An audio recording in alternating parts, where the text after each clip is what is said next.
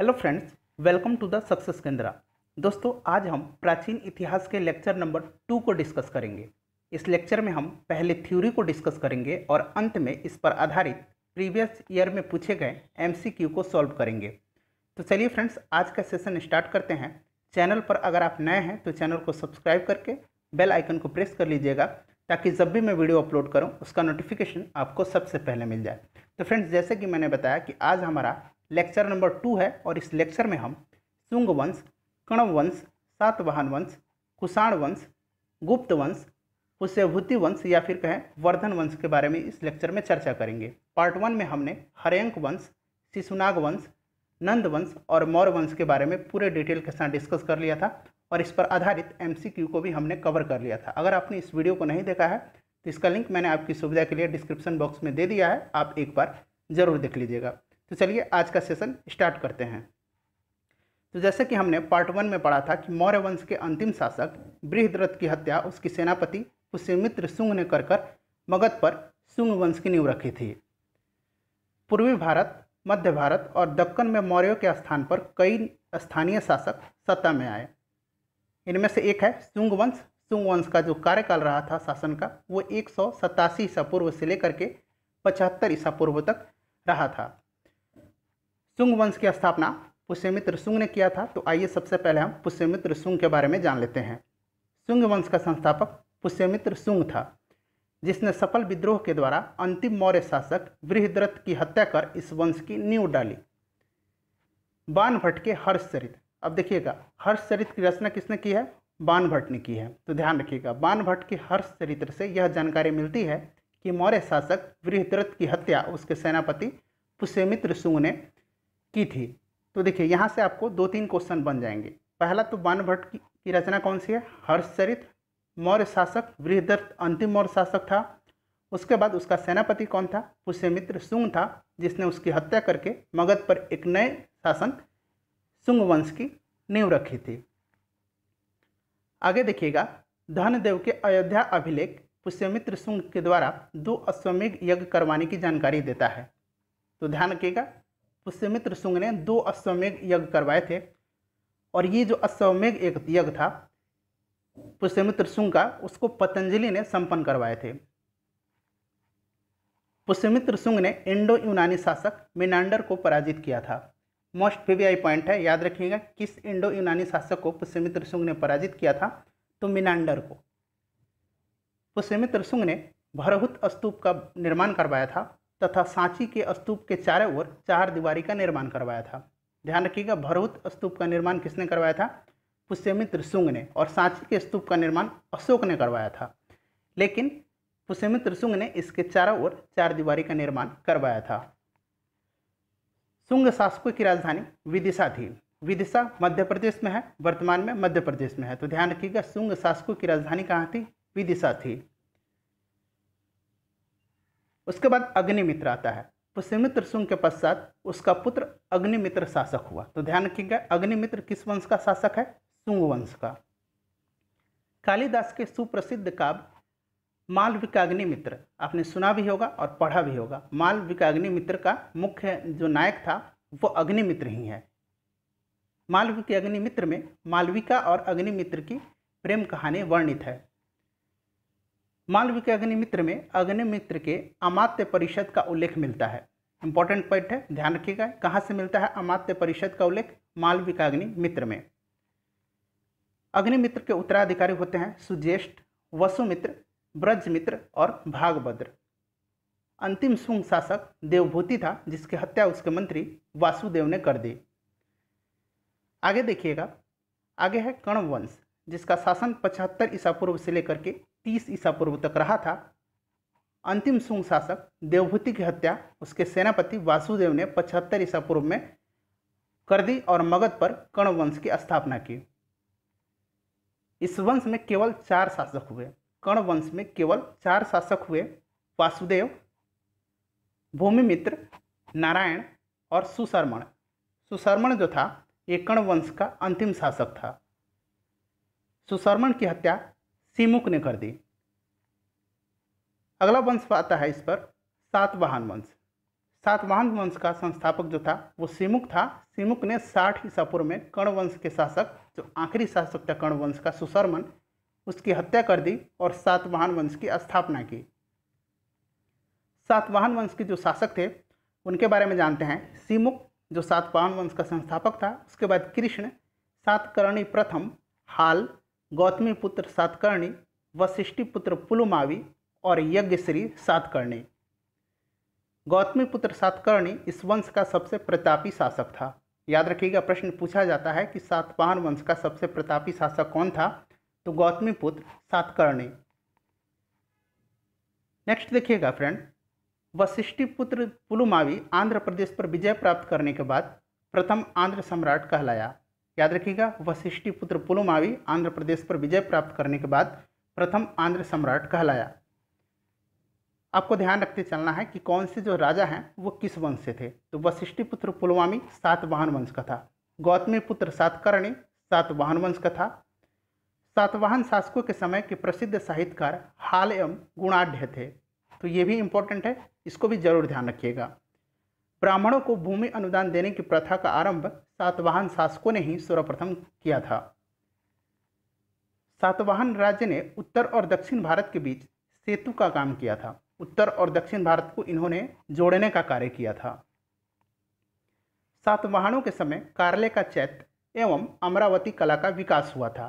तो ये भी प्रश्न पूछा जाता है कि कार्ले का चैत्य का निर्माण और अमरावती कला का विकास किस शासक के कार्यकाल में हुआ था।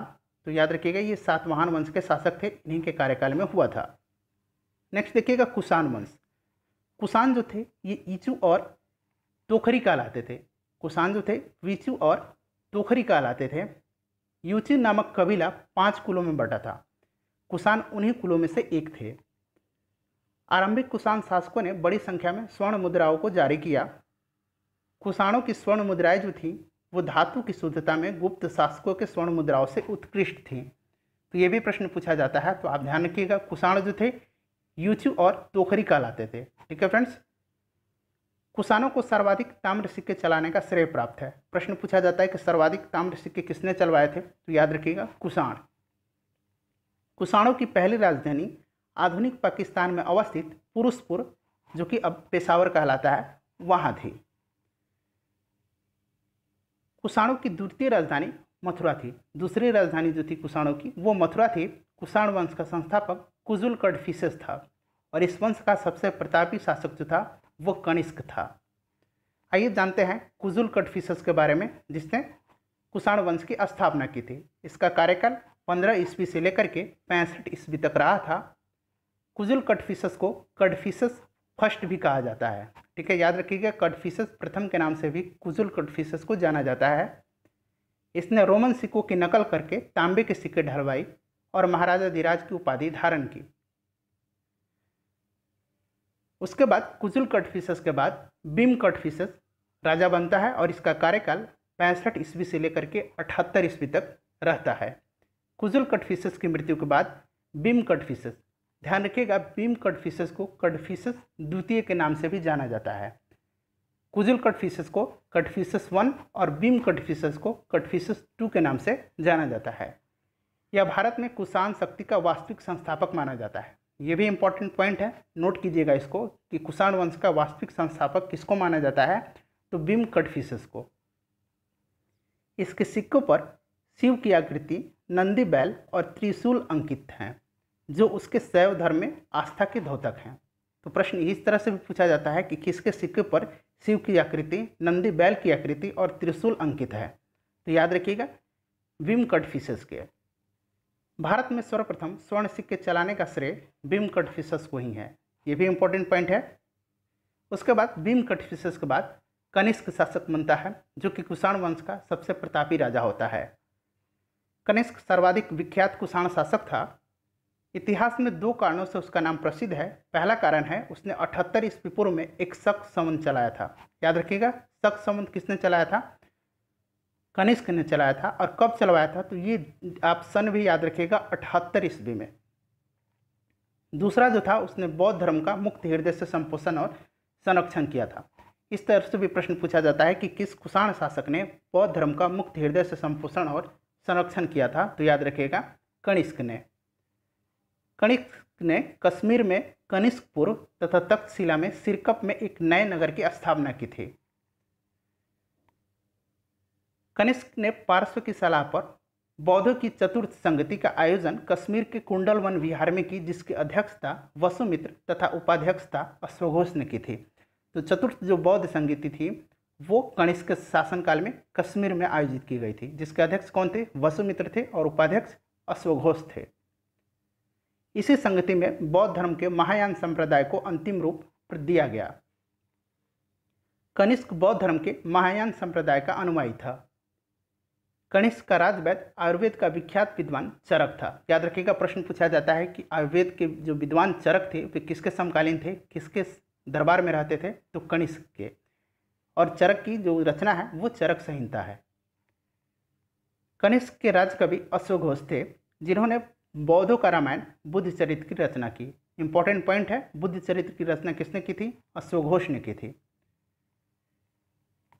वसुमित्र, पार्श्व, नागार्जुन, महाचेत और संरक्षक भी कनिष्क के दरबार की विभूषण थे। ये कनिष्क के दरबार को विभूषित करते थे। भारत का आइंस्टीन नागार्जुन को कहा जाता है और नागार्जुन भी कनिष्क के दरबार में ही रहते थे। इनकी प्रसिद्ध पुस्तक जो है वो माध्यमिक सूत्र है। इस पुस्तक में नागार्जुन ने सापेक्षता का सिद्धांत प्रस्तुत किया है। गांधार शैली और मथुरा शैली का विकास कनिष्क के शासनकाल में ही हुआ है। तो ये भी प्रश्न पूछा जाता है कि गांधार कला शैली और मथुरा कला शैली का विकास किसके शासनकाल में हुआ है? तो याद रखिएगा, कनिष्क के। कनिष्क के बाद हुविस्क राजा हुआ। कुषाण वंश का अंतिम शासक वासुदेव था। अब बात करते हैं गुप्त वंश के बारे में। गुप्त वंश के जो प्रमुख शासक थे वो श्रीगुप्त, घटोत्कच, चंद्रगुप्त प्रथम, समुद्रगुप्त, चंद्रगुप्त द्वितीय, कुमारगुप्त प्रथम और स्कंदगुप्त।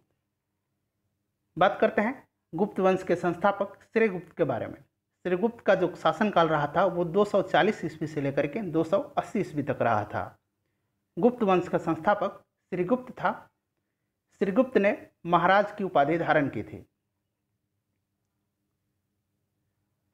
श्रीगुप्त का उत्तराधिकारी घटोत्कच हुआ, जिसका शासन 280 से लेकर के 320 ईस्वी तक रहा था। उसके बाद बात करते हैं चंद्रगुप्त प्रथम का। चंद्रगुप्त प्रथम 319 ईस्वी से लेकर के 335 ईस्वी तक राजा रहा था और चंद्रगुप्त प्रथम गुप्त वंश का पहला प्रसिद्ध शासक हुआ। चंद्रगुप्त प्रथम ने महाराजा धीराज की उपाधि धारण की। चंद्रगुप्त प्रथम ने लिच्छवी राजकुमारी कुमार देवी से विवाह किया था और इसने ही चंद्रगुप्त प्रथम ने ही गुप्त संवत की शुरुआत की थी। याद रखिएगा, गुप्त संवत की शुरुआत किसने की थी? चंद्रगुप्त प्रथम ने। और शक संवत की शुरुआत कनिष्क ने। उसके बाद समुद्रगुप्त राजा बनता है। ठीक है फ्रेंड्स, चंद्रगुप्त प्रथम का पुत्र और उसका उत्तराधिकारी समुद्रगुप्त हुआ। इसके शासनकाल में गुप्त साम्राज्य का अत्यधिक विस्तार हुआ। समुद्रगुप्त को भारत का नेपोलियन और धर्म का प्राचीर कहा जाता है। इंपॉर्टेंट पॉइंट है, याद रखिएगा, समुद्रगुप्त को भारत का नेपोलियन कहा जाता है और इसे धर्म की प्राचीर भी कहा जाता है। समुद्रगुप्त ने विक्रमंक की उपाधि धारण की। इसे कविराज भी कहा जाता है। समुद्रगुप्त संगीत प्रेमी था। ऐसा अनुमान उसके सिक्कों पर उसे वीणा वादन करते हुए दिखाए जाने से लगाया गया है। समुद्रगुप्त का दरबारी कवि हरिसेन था, जिसने इलाहाबाद प्रशस्ति लेख की रचना की। समुद्रगुप्त विष्णु का उपासक था। उसके बाद समुद्रगुप्त के बाद चंद्रगुप्त द्वितीय शासक बनता है और इसका शासन 380 ईस्वी से लेकर के 412 ईस्वी तक रहता है। समुद्रगुप्त का उत्तराधिकारी चंद्रगुप्त द्वितीय हुआ। चंद्रगुप्त द्वितीय ने विक्रमादित्य की उपाधि धारण की थी और भारत का नेपोलियन किसको कहा जाता है? समुद्रगुप्त को कहा जाता है। सब ध्यान रखिएगा, सारे इंपॉर्टेंट पॉइंट्स मैं बता रहा हूँ आपको। चंद्रगुप्त द्वितीय के शासन में चीनी बौद्ध यात्री फाहियान भारत आया था। फ्रेंड्स, इस पर एक सेपरेट वीडियो मैंने बनाया है कि कौन से यात्री जो है किसके शासनकाल में भारत आए थे। ट्रिक से मैंने वीडियो बनाया है। अगर आप एक बार उस वीडियो को देख लीजिएगा तो आजीवन आप कभी नहीं भूल पाइएगा। उसका भी लिंक मैंने डिस्क्रिप्शन में दे दिया है, आप एक बार जरूर देख लीजिएगा। चंद्रगुप्त द्वितीय के सिक्के पर देवश्री लिखा हुआ था। यह भी प्रश्न पूछा जाता है कि किस शासक के सिक्के पर देवश्री लिखा हुआ था? तो याद रखिएगा, चंद्रगुप्त द्वितीय। मेहरौली से प्राप्त लौह स्तंभ में चंद्र नामक शासक की पहचान चंद्रगुप्त द्वितीय से की जाती है। चंद्रगुप्त द्वितीय के शासनकाल में संस्कृत भाषा के सबसे प्रसिद्ध कवि कालिदास थे। चंद्रगुप्त द्वितीय के दरबार में रहने वाले आयुर्वेदाचार्य धन्वंतरी थे। तो प्रश्न पूछा जाता है कि कालिदास किसके दरबार में रहते थे, तो याद रखिएगा चंद्रगुप्त द्वितीय के।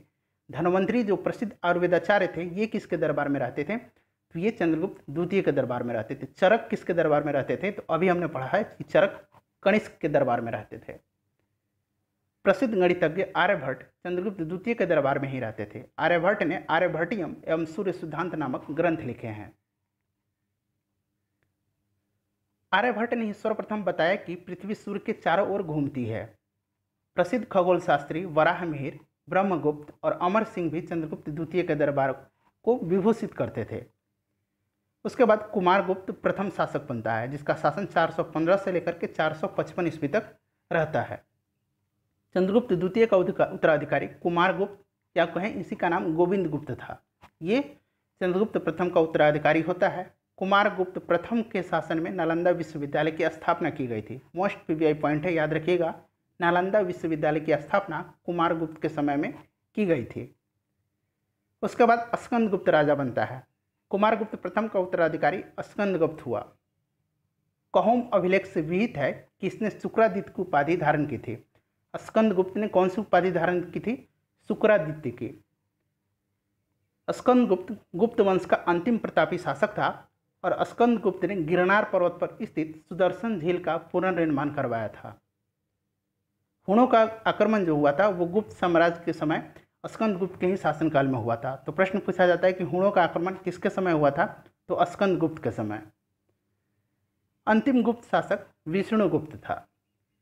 गुप्त राजाओं ने सर्वाधिक स्वर्ण मुद्राएं जारी की। इनकी स्वर्ण मुद्राओं को दिनार कहा गया। गुप्त काल में चांदी के सिक्के को रुपयका कहा जाता है। तो दोनों पॉइंट ध्यान रखिएगा, चांदी के सिक्के को रुपयका कहा जाता था और स्वर्ण मुद्राओं को दिनार कहा जाता था। गुप्त सम्राट वैष्णव धर्म के अनुयायी थे तथा इन्होंने उसको राजधर्म बनाया। विष्णु का वाहन गरुड़ गुप्तों का राज्य चिन्ह था। गुप्त काल की राजकीय भाषा प्राकृत थी। यह भी प्रश्न पूछा गया है कि गुप्तों की भाषा क्या थी, प्राकृत थी। पुराणों की वर्तमान रूप में रचना गुप्त काल में ही हुई। मंदिर बनाने की कला का जन्म भी गुप्त काल में ही हुआ। देखिए फ्रेंड्स, जितने भी इंपॉर्टेंट पॉइंट्स हैं जिनसे एग्जाम में प्रश्न बनते हैं उन सबको मैंने इस वीडियो में कवर किया है। एक बार इस वीडियो को आप ध्यान से देख लीजिए, एक भी प्रश्न आपके एग्जाम में नहीं छूटने वाले हैं। अगर आप एक बार नहीं देख पाते हैं तो वीडियो को आप दोबारा जरूर देख लीजिएगा। सांस्कृतिक उपलब्धियों के कारण गुप्त काल को भारतीय इतिहास का स्वर्ण युग कहा जाता है। उसके बाद पुष्यभूति वंश या फिर वर्धन वंश आता है। इस वंश का संस्थापक पुष्यभूति था और उसी के नाम पर यह पुष्यभूति वंश के नाम से विख्यात हुआ।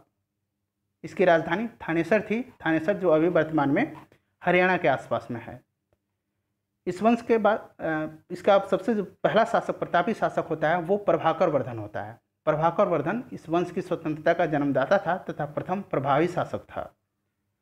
इसने परम भट्टारक और महाराज जैसी सम्मानजनक उपाधियां धारण की। प्रभाकर वर्धन के दो पुत्र थे, राज्यवर्धन और हर्षवर्धन, तथा एक पुत्री थी राज्यश्री। तो याद रखिएगा, प्रभाकर वर्धन के बाद राज्यवर्धन राजा बनता है। उसके बाद हर्षवर्धन आता है। राज्यवर्धन जो इसका बड़ा भाई था, उसकी मृत्यु के बाद 16 वर्ष की आयु में हर्षवर्धन थानेसर की गद्दी पर बैठा। हर्षवर्धन को शिलादित्य के नाम से भी जाना जाता है। हर्ष ने गौंड शासक शशांक को पराजित करके कनौज पर अधिकार कर उसे अपनी राजधानी बनाया। हर्ष और चालुक्य का जो राजा था पुलकेशिन द्वितीय, इन दोनों के बीच में नर्मदा नदी के तट पर एक युद्ध होता है जिसमें हर्ष पराजित हो जाता है। चीनी यात्री वेनस्वांग हर्षवर्धन के शासनकाल में ही भारत आया था। हर्ष के समय प्रयाग में प्रति 5वें वर्ष एक समारोह आयोजित किया जाता था जिसे महामोक्ष परिषद कहा जाता था। वान भट्ट हर्षवर्धन के दरबारी कवि थे। उन्होंने हर्षचरित और कादम्बरी की रचना की थी। प्रियदर्शिका, रत्नावली और नागानंद नामक 3 संस्कृत नाटक की रचना हर्षवर्धन ने की थी। तो प्रश्न पूछा जाता है कि प्रियदर्शिका, रत्नावली और नागानंद की रचना किसने की थी, तो ये हर्षवर्धन ने किया था। हर्ष को भारत का अंतिम हिंदू सम्राट कहा गया है। उसका राज्य कश्मीर को छोड़कर पूरे उत्तर भारत तक विस्तृत था। हर्ष पहले शिव का परम भक्त था, लेकिन चीनी यात्री हेनस्वांग से मिलने के बाद उसने बौद्ध धर्म को अपना लिया। तो आइए फ्रेंड्स, अब हम MCQ को कवर करते हैं। प्रश्न पहला है कि सातवाहन वंश का सबसे प्रतापी शासक कौन था।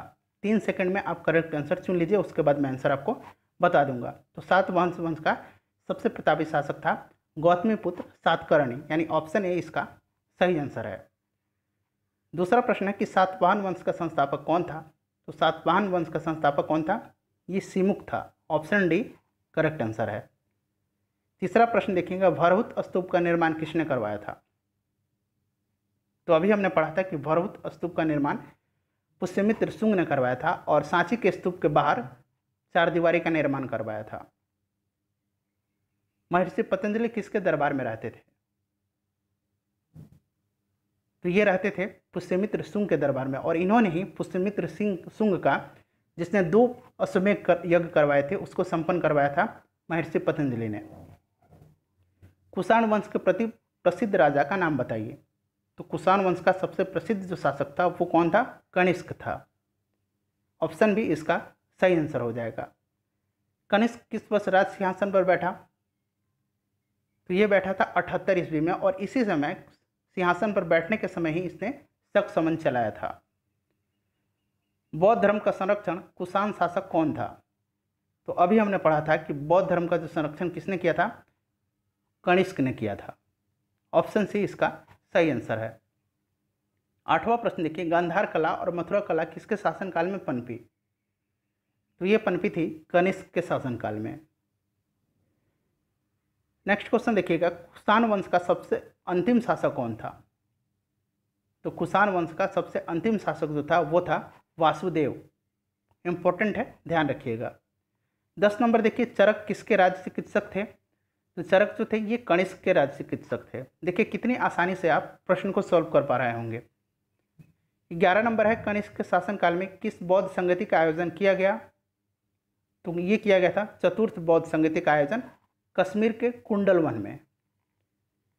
महरौली में जंग रहित लौह स्तंभ किसने स्थापित किया था। तो ये किया था गुप्तों ने, और किसके शासनकाल में, तो चंद्रगुप्त द्वितीय। तो सही आंसर इसका ऑप्शन सी, गुप्त वंश के समय में स्थापित किया गया था। गुप्त राजा जिसने विक्रमादित्य की उपाधि ग्रहण की थी वह था।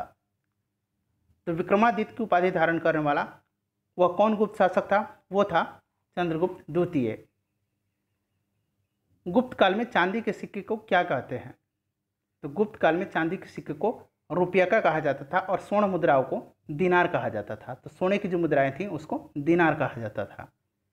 हरिसेन निम्नलिखित राजाओं में से किसका राजकवि था। तो हरिसेन जो था ये समुद्रगुप्त का राजकवि था, जिसने इलाहाबाद प्रशस्ति लेख की रचना की थी। 16 नंबर है, लिच्छवी दवित्र किसे कहते हैं। तो लिच्छवी दवित्र कहा जाता है समुद्रगुप्त को। दवित्र का मतलब पुत्र होता है। 17 नंबर देखिए, प्राचीन भारत के विख्यात चिकित्सक धन्वंतरी ने अपना परामर्श किसके दरबार में दिया था। तो धन्वंतरी जो थे ये चंद्रगुप्त द्वितीय के दरबार में रहते थे। इंपॉर्टेंट है, कालिदास, धन्वंतरी, नागार्जुन, कालिदास, ठीक है फ्रेंड्स, आर्यभट्ट, ये सारे चंद्रगुप्त द्वितीय के दरबार में रहते थे। किसको उसकी विजयों के कारण भारत का नेपोलियन कहा जाता है। तो भारत का नेपोलियन कहा जाता है समुद्रगुप्त को। संस्कृत के महान विद्वान कालिदास किसके दरबार में रहते थे। तो अभी मैंने बताया कि कालिदास चंद्रगुप्त द्वितीय के दरबार में रहते थे। 20 नंबर देखिए, नालंदा विश्वविद्यालय की स्थापना किस गुप्त शासक ने की थी। तो नालंदा विश्वविद्यालय की स्थापना कुमारगुप्त ने किया था। 21 नंबर है, चीनी यात्री फाहियान किसके शासनकाल में भारत आया था। तो ये आया था चंद्रगुप्त द्वितीय के शासनकाल में।